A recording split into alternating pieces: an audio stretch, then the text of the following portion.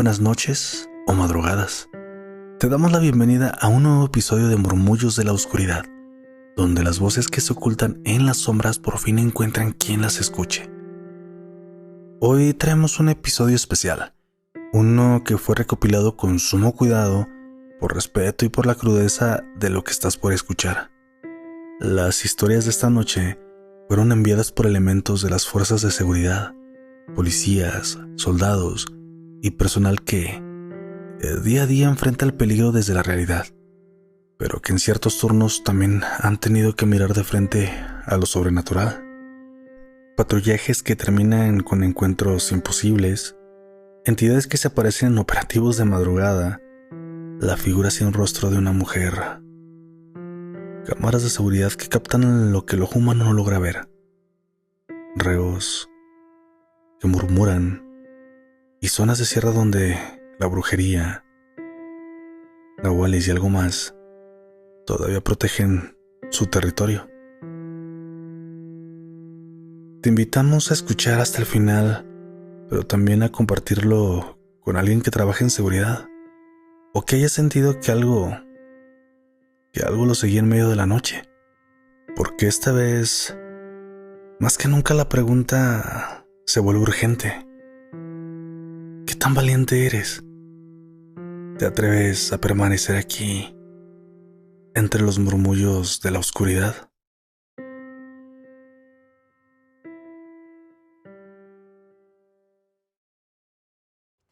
Era 2016 y el oficial Torres y yo fuimos asignados a la vigilancia nocturna de un tramo carretero entre el Mineral del Monte y Pachuca, una zona montañosa envuelta en neblina, con historias de accidentes mortales, y ahora me atrevo a decirlo, se hablaban de historias extrañas. Las leyendas locales decían que esa carretera estaba maldita. En serio no creíamos. De verdad, audiencia, no creíamos. No entonces. Unidad 48. Reporte de vehículo abandonado a la altura del kilómetro 17. Carretera vieja. Posible descompostura. Acérquense a verificar. Eran las 2:43 de la madrugada cuando llegamos al lugar. La neblina era tan espesa que apenas podíamos ver más allá del cofre de la patrulla. El coche, un sedán gris, estaba detenido en el acotamiento, con las luces intermitentes aún encendidas. Al revisar hacia la parte de enfrente notamos que el motor seguía caliente, pero no había nadie. No había conductor, ni señales de pelea, ningún rastro. Yo era el más escéptico de los dos. Solté una broma referenciado por los sucesos paranormales que decían ahí pasaban, pero con un tono hasta infantil para romper la atención de mi compañero. Capaz si se lo llevó el coco. Reí como idiota. Y ahora reconozco que esa broma y mi risa eran porque en el fondo algo en mí tenía miedo. Torres solo hizo un leve movimiento en sus labios. No le pareció lo que había contado, pero aún así simuló reír. Guardamos silencio. Seguimos inspeccionando. Torres notó algo extraño. En el parabrisas se notaba mucha humedad. Pensando que era una broma de mal gusto, decidimos revisar el bosque. Con linternas en mano caminamos entre los árboles. Todo estaba en silencio. Un silencio tan denso que pareciera que los insectos o los demás animales en el lugar no existieran. Entonces escuchó aquel grito. Un lamento agudo, gutural, que no parecía humano. Venía de lo profundo, de lo más oscuro de aquel bosque. Pero no aflojamos. Nos armamos de valor. Alguien podría estar en peligro. Corrimos hacia la fuente del sonido y ahí lo vimos. Un hombre descalzo, con uniforme desgarrado de la policía estatal. pero uno antiguo, del modelo descontinuado, ya desde hace años. El sujeto tenía la mirada perdida, fija en la nada. Torres preguntó: ¿Estás bien, compañero? ¿Qué haces aquí? El hombre apenas murmuró: Me dijeron que no lo siguiera, pero lo hice. Y desapareció, literalmente, frente a nuestros ojos. No estábamos preparados para eso. Corrimos de regreso al coche, pero la patrulla ya no estaba. Solo quedaban las marcas de las llantas en el lodo y un espejo retrovisor colgando de una rama. No sabíamos qué pensar, y hasta la fecha aún no sabemos qué sucedió. Tal vez había sido obra del crimen organizado, pero aquella persona, esa persona que desapareció frente a nosotros, eso no tenía lógica. Con miedo a una emboscada o algo por el estilo caminamos, con las luces de las lámparas apagadas para no llamar la atención. Buscamos nuestra unidad, pero nada. No había nada. Fuimos encontrados por una unidad de rescate casi al amanecer, a varios kilómetros del punto inicial. Estábamos desorientados, sucios, con signos de hipotermia. Sentíamos que habíamos estado solo un par de horas, pero al revisar nuestros relojes nuevamente, marcaban las 6 de la mañana del día siguiente. Y lo más extraño, el sedán gris tampoco apareció en los registros del C4. Torres pidió su baja semanas después. Yo, por mi parte, decidí internarme tras desarrollar un trastorno de ansiedad severo. Hoy me siento mejor, más tranquilo al platicar este suceso de lo cual yo no creía. Pero aún así, ya no volví a patrullar. Desde entonces, por nuestra experiencia, aunque lo oculten, los oficiales que llegan a cubrir esa zona evitan acercarse hacia aquella parte, en aquel kilómetro, y más en la madrugada, especialmente si alguien reporta un coche detenido en la niebla.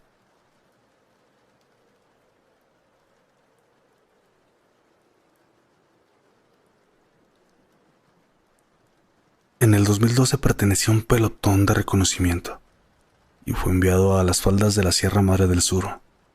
La misión era sencilla: localizar un punto de reunión sospechoso y reportar coordenadas para un posible operativo.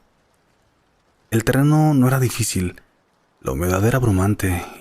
Lo más peligroso para nosotros en este caso era una emboscada. Y es que la comunicación por radio era intermitente. Nuestras patrullas avanzaban en formación.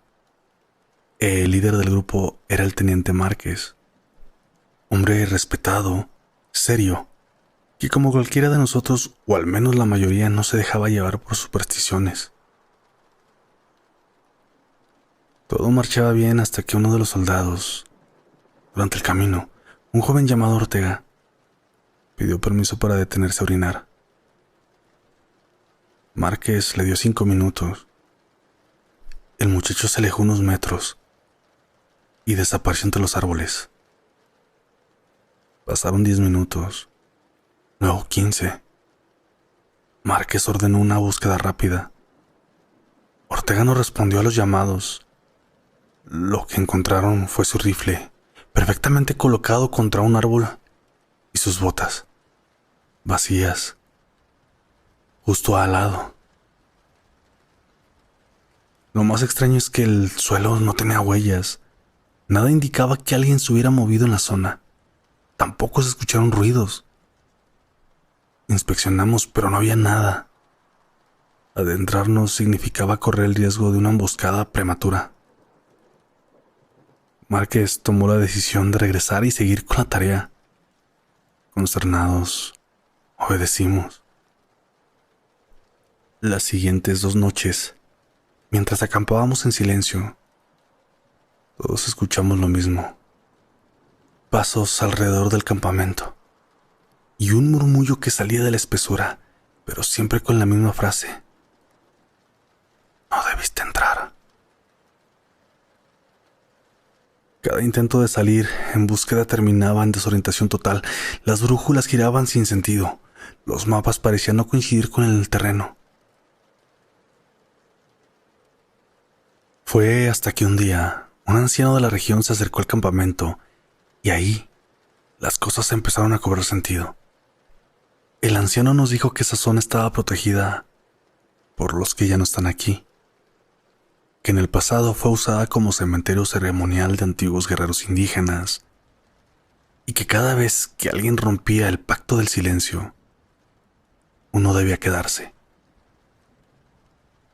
Márquez, a pesar de ser recio y aparentemente incrédulo, ordenó la retirada inmediata. No cuestionamos. Era nuestro líder. Vendremos preparados para la próxima.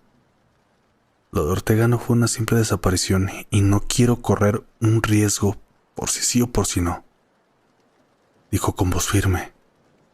Esto mientras miraba alrededor, con un tono nervioso. Y es que Ortega nunca apareció. Mientras nos regresábamos, yo iba detrás de él, escuchando la plática que llevaba junto a su brazo derecho. No fue por lo que escuchamos anoche, ni menos por lo que dijo aquel anciano. Tal vez no me lo creas, pero yo vi a aquel anciano que nos acaba de decir todo esto, cómo se iba acercando al campamento. Pero ese no es lo extraño. Antes de llegar ahí, él no era ese anciano que vimos. Vi cómo antes de llegar ahí lo hizo en forma de perro, con ojos brillantes. De Ortega, el informe oficial fue sellado como deserción, pero todos los miembros del pelotón sabemos que no fue así. Y hasta el día de hoy, no sabemos qué pensar sobre la decisión de nuestro teniente.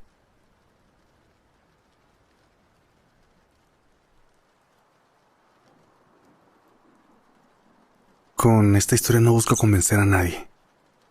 Solo necesitaba sacarla de mi pecho.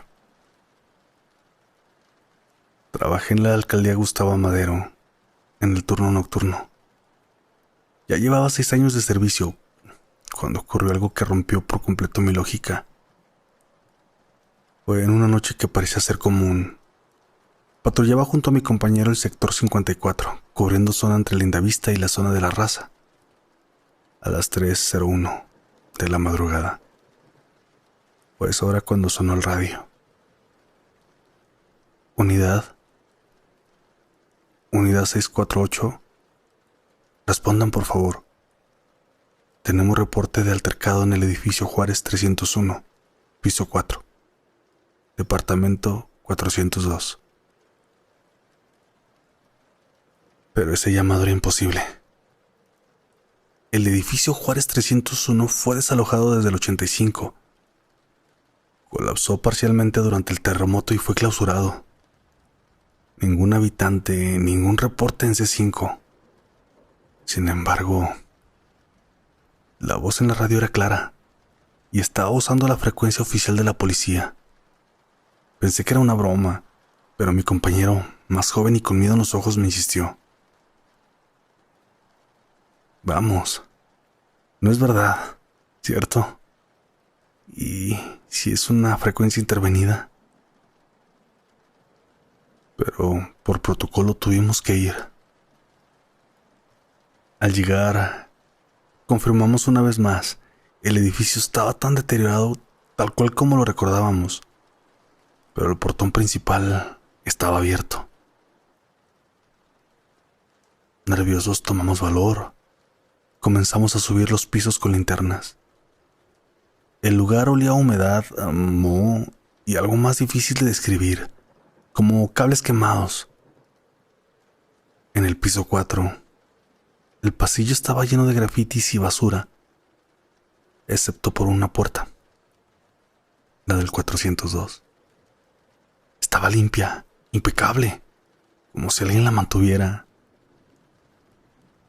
Jiménez tocó y alguien respondió desde dentro. Adelante, oficial. Lo estábamos esperando. Sorprendidos, pero preparados ante cualquier situación de peligro, entramos y lo que vimos fue imposible. El departamento estaba completamente amueblado, con estilo de los años 80, televisor de bulbos, teléfono de disco, muebles tapizados en terciopelo. Una mujer joven, vestida con ropa antigua, estaba en el sillón, sentada. Mi esposo, lo acaban de herir. Por favor, ayúdenlo.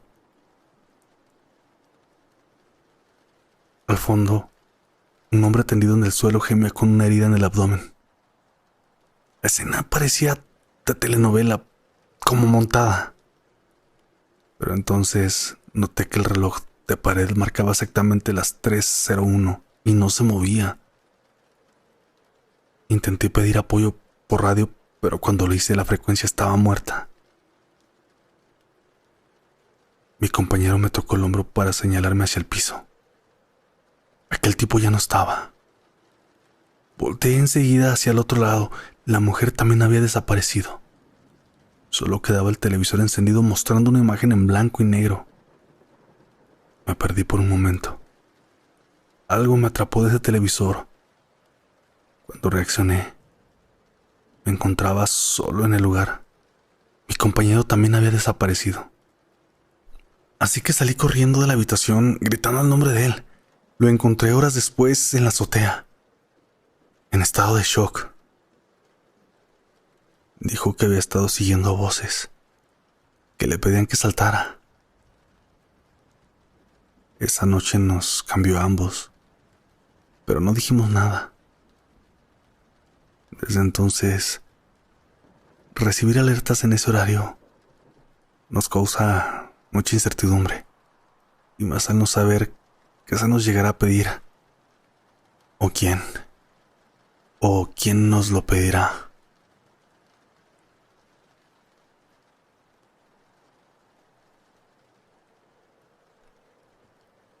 Mi nombre no importa,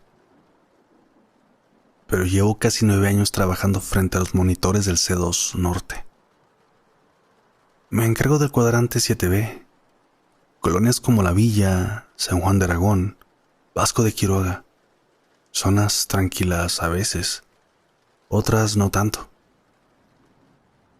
Pero hace 2 años me tocó la noche más rara de todas. Eran casi las 2:45 de la madrugada, y como siempre estaba revisando la cámara de la calle Río Macusac, una vialidad que lleva a una pequeña privada. Normalmente está vacía, apenas unos cuantos autos estacionados. De pronto, la imagen parpadeó y apareció algo que jamás olvidaré.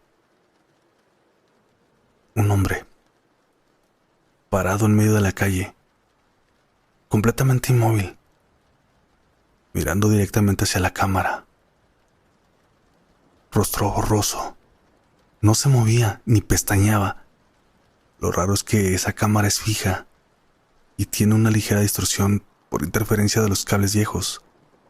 Pero esa noche se veía demasiado nítido, como si la imagen no fuera captada sino proyectada. Avancé las cámaras al perímetro, tratando de ubicar a más personas. Nada. Solo él, inmóvil. A los 3 minutos se giró lentamente y caminó hacia la privada, que no tiene salida.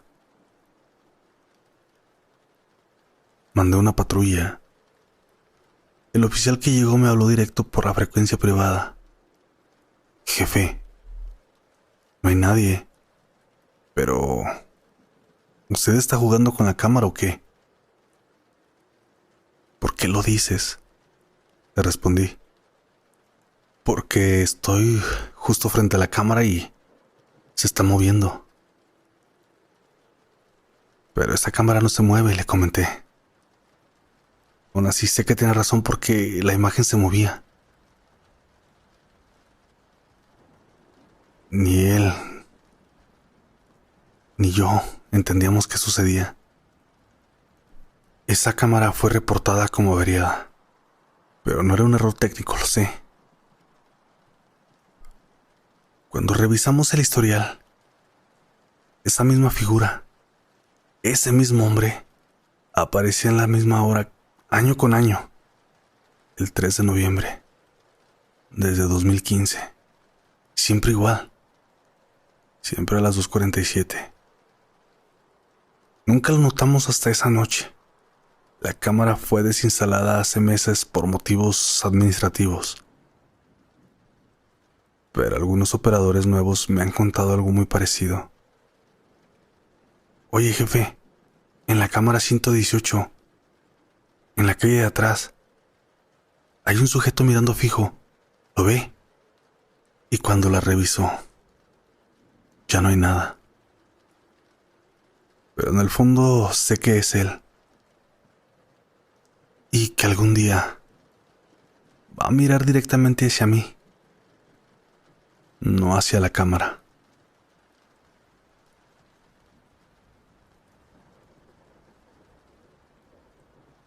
En el reclusorio preventivo donde trabajaba, tenemos un protocolo nocturno para verificar el estado de cada celda cada 2 horas. Pasábamos lista, revisábamos comportamientos, salud, posibles intentos de atentar entre los mismos internos contra su vida. Lo normal. Hasta que llegó él. Nadie supo bien de dónde venía. No apareció en los registros oficiales del primer día. Simplemente ya estaba en la celda 7, pasillo B, módulo de observación. Decía llamarse Marcos Lázaro, pero hablaba poco. Y cuando lo hacía, su voz sonaba como si alguien más la dijera detrás de él. No tenía expediente, no tenía cargos asignados. A nadie le pareció raro. Hasta la tercera noche. Esa noche hice el recorrido con mi compañero. Y al llegar a la celda 7 vimos que el prisionero estaba de espaldas, de pie, mirando a la pared. Pero lo extraño es que su sombra no coincidía con sus movimientos. Tenía forma de algo mucho más delgado, como si lo observaran desde dentro de la pared. Mi compañero lo notó también y bromeó. Oye, 7, ¿te crees exorcista o qué? Marcos no respondió. Solo giró la cabeza ligeramente, sin mover el cuerpo. Lo suficiente para que viéramos sus ojos completamente negros. Esa noche, 2 cámaras del módulo se quemaron, literalmente. La imagen se congeló, mostrando su celda. Y después quedó en negro. El técnico del C2 dijo que fue un corto inexplicable, como si algo hubiera entrado por la señal. La cuarta noche fue peor. Uno de los internos del módulo A comenzó a gritar que alguien lo estaba rasguñando en su celda.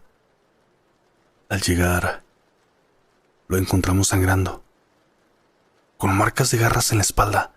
Lo trasladamos a enfermería y dijo: "O ese, el que habla raro, el que camina con los pies al revés".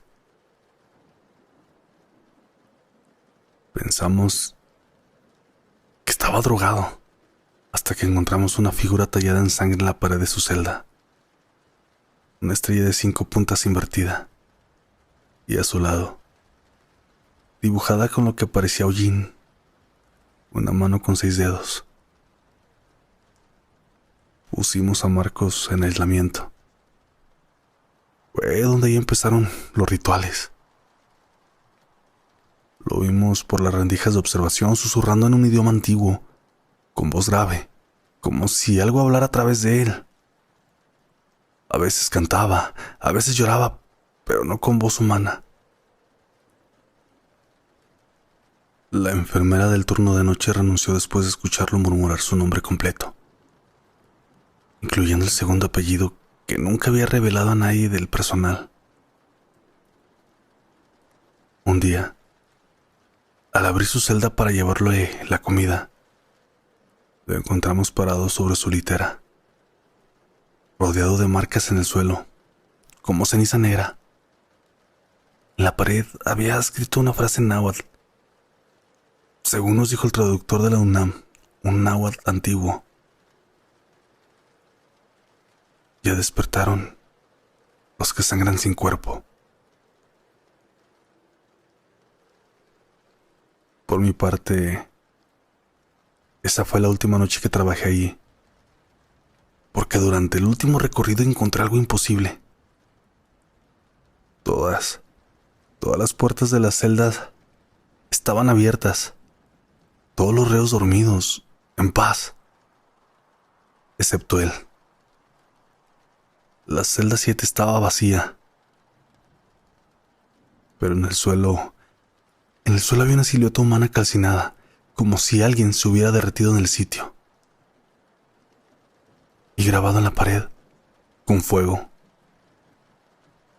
gracias por liberarme. El director del centro nos hizo firmar un acuerdo de confidencialidad. Dijo que lo ocurrido fue por fallas estructurales, que el prisionero nunca existió oficialmente, que fue un error en la base de datos. Pero yo aún tengo la grabación de aquella noche. Y cuando la reproduzco, se escucha algo justo al final.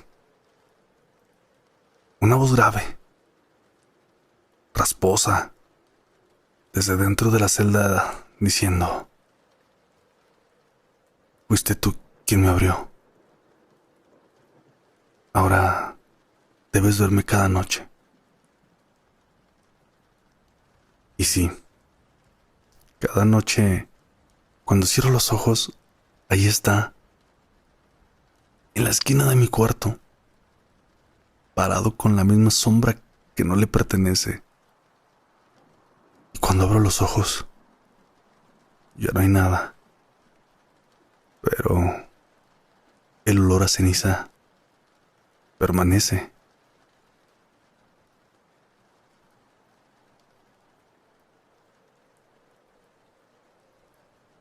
Esa noche íbamos en operativo con la unidad 713 en apoyo a una llamada anónima. Decían que se había escuchado gritos en la zona del Canal Nacional, cerca del embarcadero viejo, que ya ni usan los turistas. Nadie quiere ir, pero por protocolo nos tocó responder. Éramos 3 unidades avanzando en formación. Las calles estaban completamente oscuras, como si la zona entera se hubiera quedado sin luz. El aire olía raro, pesado, como agua podrida, pero con un toque más extraño, hasta contrastante. Uno de los compañeros dijo que eso pasaba cuando se acercaba una tormenta, pero no llovía. El cielo estaba seco y lo único que se escuchaba era el canto de un grillo. Y después, nada. Total silencio. Estacionamos las patrullas a unos metros del canal. Sacamos lámparas, equipo táctico y empezamos a recorrer el borde. A los 10 minutos, el silencio se rompió con algo que parecía un sollozo lejano, como de mujer. Pero no sonaba normal, sonaba muy antiguo, como si lo estuviéramos escuchando desde otra época.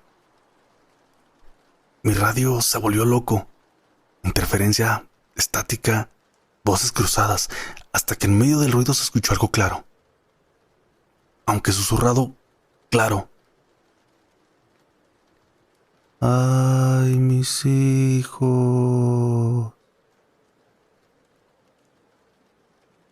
Nos quedamos helados. Mi compañero Trató de responder creyendo que alguien estaba jugando con la frecuencia, pero al girar hacia el canal, la vio. Una figura femenina, vestida de blanco, de pie sobre el agua, no flotando, parada directamente sobre la superficie. Levantó el rostro, aunque estaba lejos. Todos vimos lo mismo. No tenía cara, solo un hueco oscuro que absorbía la luz. Uno de los nuevos se desmayó. Ríos se echó a correr. Yo intenté avanzar con la lámpara gritando: «¡Policía! ¡Identifíquese!». Más por inercia que por lógica, pero ella se desvaneció en una especie de niebla blanca.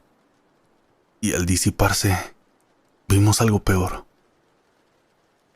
Sobre el agua, flotando 3 objetos envueltos en tela. Eran muñecos de trapo, enredados en raíces del canal.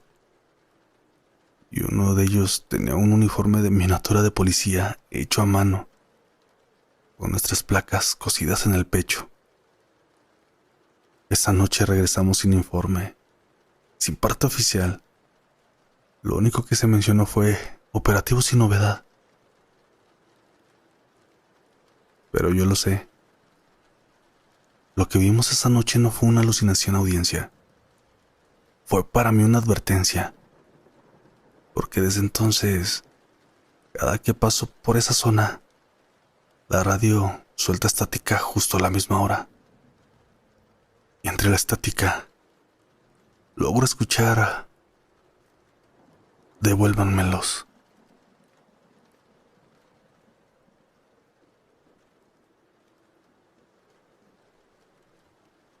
Formé parte de un destacamento que fue enviado a la sierra entre Guerrero y Oaxaca, allá en el 2018. No puedo decir el nombre exacto del punto, porque muchos de los que estuvimos ahí todavía están bajo vigilancia, pero la llamamos la zona negra. El objetivo era localizar y destruir un supuesto campamento narco donde se fabricaba droga sintética. Un informe del lugar nos dijo que los habitantes ya no salían de noche, porque los del monte ya no eran humanos. Creíamos que exageraban. Éramos 12, bien armados, experiencia en combate. ¿Qué puedo decirles? El primer día encontramos rastros, caminos de mulas, árboles marcados, rastros de paso reciente, pero ninguna señal de campamento. Lo que sí encontramos fue un altar. Estaba escondido entre unas piedras, rodeado de huesos de animales. Había figuras de barro, una cruz negra clavada en la tierra. Lo más inquietante, una cabeza de venado, con ojos humanos, aún húmedos, aún mirándonos. El sargento dio la orden de destruirlo, pero uno de los soldados se negó. Dijo que algo le estaba observando entre los árboles, que sentía calor y que escuchaba una respiración. Nadie le creyó, hasta que cayó la noche. La fogata estaba hecha, el perímetro asegurado, pero a las 2 de la madrugada escuchamos un aullido. No como un lobo, no como un perro. Era un grito, largo, profundo, con un eco, un lamento. Y entonces, uno de los compañeros que estaba en guardia empezó a disparar. Al llegar lo encontramos temblando, pálido.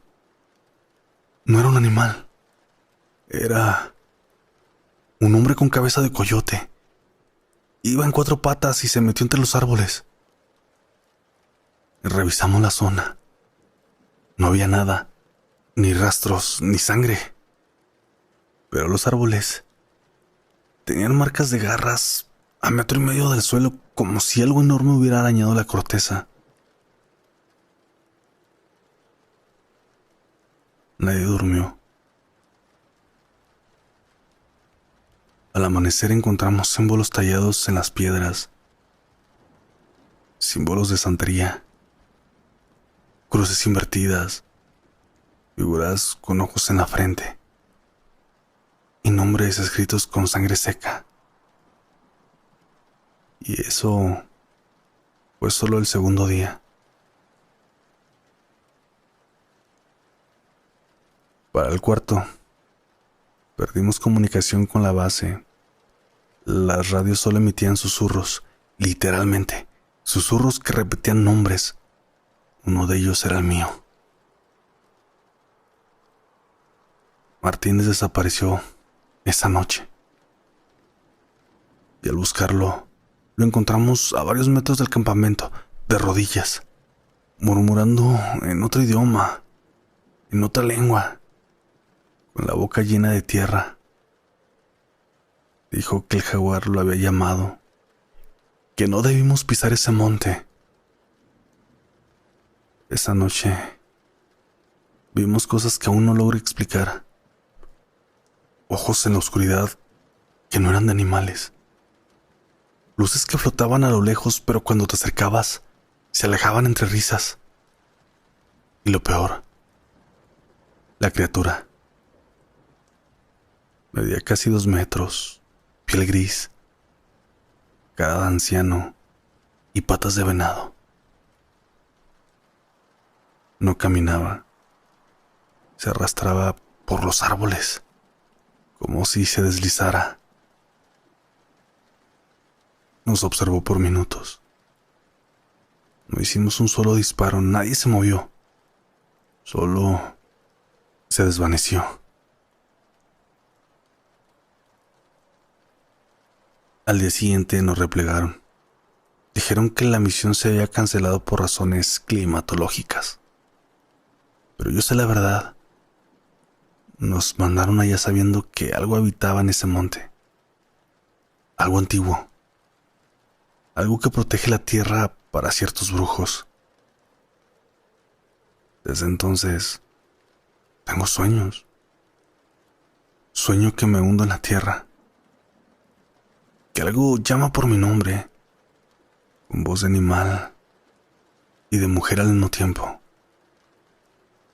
Y a veces al despertar, tengo tierra en la boca. Y el rostro de Martínez. Aún no veo los sueños, pero con ojos de jaguar.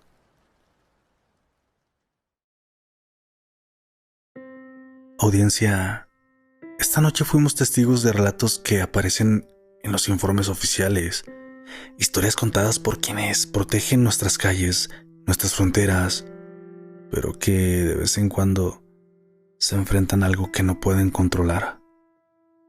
Policías que escuchan voces donde no hay nadie, cámaras que grabaron lo que no debería estar ahí, entidades antiguas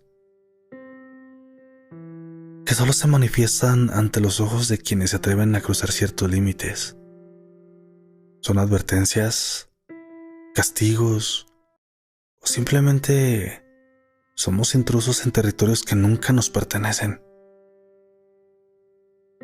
Si tú también formas parte de alguna corporación o trabajas en seguridad y has vivido algo que no puedes explicar, te invitamos a escribirnos. Tu experiencia puede ser la próxima en escucharse aquí. Porque el miedo no discrimina rango, uniforme ni entrenamiento. Cuando cae la noche, todos somos iguales ante lo desconocido. Gracias por quedarte hasta el final. Recuerda compartir este episodio con alguien que haya patrullado una calle oscura, custodiado una celda vacía o pasado una noche en vela entre sombras que no eran humanas. Y sobre todo, sigue escuchando, sigue vigilando, porque los murmullos nunca se detienen.